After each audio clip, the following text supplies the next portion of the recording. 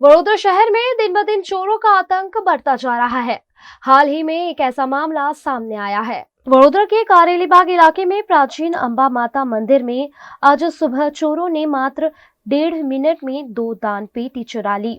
दरअसल मंदिर के पुजारी थोड़ी देर के लिए बाहर गए हुए थे। इसी दौरान चोर मंदिर परिसर में प्रवेश कर भोलेनाथ मंदिर और राधा कृष्ण मंदिर की दान पेटियों को उठाकर फरार हो गए। मंदिर में लगे सीसीटीवी कैमरे में पूरी वारदात कैद हो गई है। कैमरे में साफ देखा जा सकता है कि चोर सिर्फ 2 मिनट में दान पेटियां उठाकर भाग जाते हैं।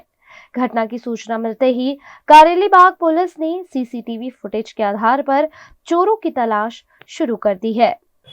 મંદિર છે આ કાગડીબાગ હસ્તિનાપુર સોસાયટીનું અંબાજી મંદિર છે, પાણીની ટાંકી પાસે આવેલું મંદિર.